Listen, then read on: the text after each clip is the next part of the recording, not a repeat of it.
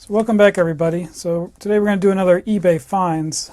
So what we got here is a Dowidat 12-inch adjustable wrench, and I had a segment filmed of me taking this apart, but I had some audio issues. So we'll go ahead and restart the video here. So I guess the model on this is the 73 12-inch.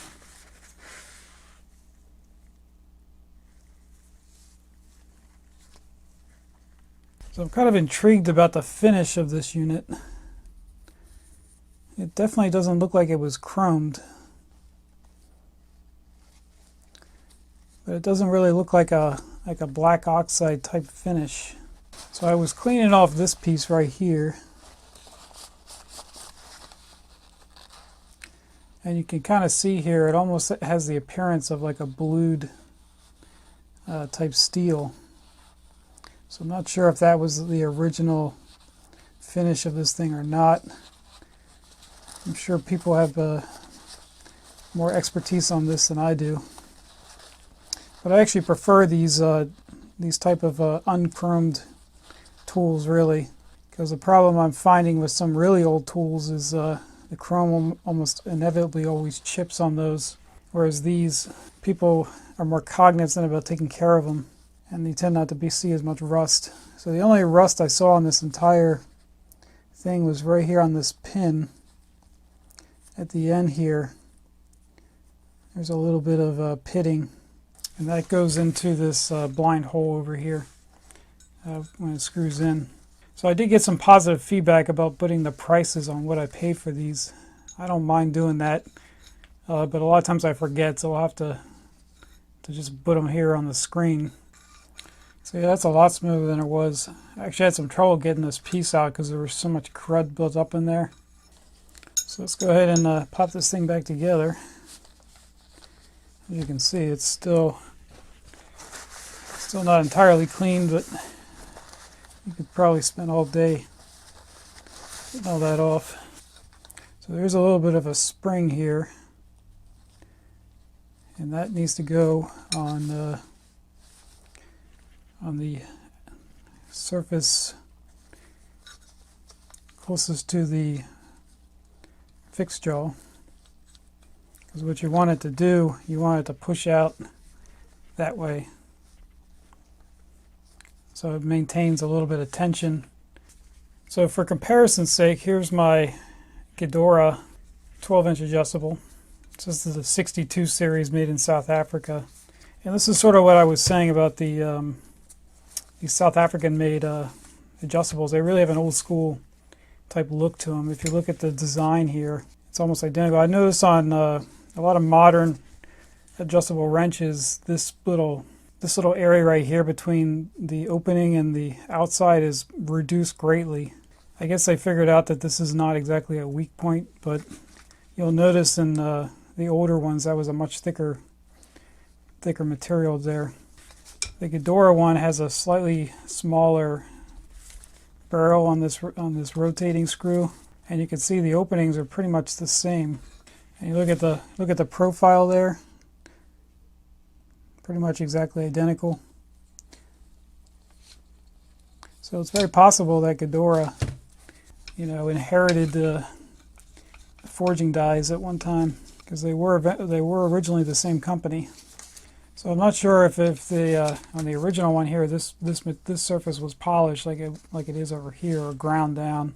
It sort of kind of looks like it might have been, but it's hard to say. Either way, it's still a pretty awesome adjustable wrench. Picked it up for a pretty good price. So next thing we got up is this set of Elora Pin punches. So these are definitely vintage. They have West Germany on some of them, and it doesn't look like some of these were really used too much. You can usually tell by looking at the ends there, and some of these still have a lot of the paint still left on the ends. These are still in pretty good condition, I would say. Doesn't really appear that way, but they look pretty good to me. So it looks like we got 3 through 8 millimeter. So as you can see, they're all stamped with Elora on them. I was thinking that one of these didn't have West Germany stamped on it, but it looks like they all do. So these are pretty similar to the Elora ones, as you can see by how much use I've gotten out of that one. They're not the same shade of blue, and they don't have the same paint pattern, but I don't know if maybe these are the same OEM manufacturer. Somewhere in Germany is making these. And this blue is almost like a Hazet type blue. Very close to it. And then this little holder, it's definitely vintage too, a little piece of sheet metal. So that's definitely a cool little set. Next thing up, we got a whole bunch of mostly Belzer branded wrenches. And these Belzer Super Block ones, they don't come up very often at all. So usually when I see them, I try to grab them. So it looks like we got a 13, a 16. We got two 16s actually. And then got 15. And then I threw in this thing. I don't know. That doesn't look like it belongs to anything. So then there was this one too, another German made. I don't think I have many of this brand, if I do at all. I think it says WLB. So this one has more of a matte chrome type finish, and it's not in the best condition. And that's a 1011. I just noticed this just now. Check that out, finished in the UK. I don't think I've ever seen that before. Looks like it's on just that one 15 millimeter. Ironically enough, that one has the worst chrome job on it. So hopefully that's not indicative of the finishing job, more just a coincidence. But you can see on that one, it's pretty rough on the chrome up in here. Yeah, so I'll have to do some more investigation on that. I've never seen that before on any of the other Belzer ones I have. So here's one of my other Belzer, and I don't see any of that finished in UK stuff. This is the one called Streamline. If anybody has any information on that, that'd be interesting to know. So the final thing I picked up is this. This is actually officially it's a timing belt spanner wrench, and it's from a company called AMF. This is like Andreas Mayer of Fellbach, Sam's Tag Sales. So they have a lot of kind of the unusual brands on their for sale on eBay. And you can see I paid $13.99 plus $2.95 shipping for that. So the whole reason I bought that is not to use it as a timing belt too. But I got this drill that I'm working on. I'm restoring. Here's the chuck for it, and I noticed these two little holes.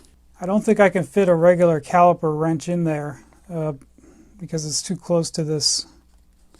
So I was figuring, so I measured it, and it's exactly 18 millimeters with a 3 millimeter hole size. After doing some research, that ends up being exactly this size. So paying like $17 for this might seem like a lot, but if you look at how much the other brands are, like the Hazet, I think the Hazet's about $40 for this tool. And I don't even want to know how much it would be at VW. I did notice that I think I still have to make some modifications. I got to file off just a little bit around there to get that shaft in there, because that's interesting how there's no markings on this at all. I do have some other AMF tools. I got a couple of hex L keys, and they do have the marking on them with the Germany, and as far as I know, all their stuff is made in Germany. So what I think this really is more intended for is it's more of an OEM type tool where they sell these to some of the bigger companies, and then the bigger companies stamp their logo on here. Because if you look at their catalog, most of their tools are already stamped. So this may have been a special order. They advertise this as being a blued steel, which I think is a type of black oxide type finish. So hopefully filing that down won't be a big of an issue. All right, guys. Well, I think that's going to wrap it up for this one.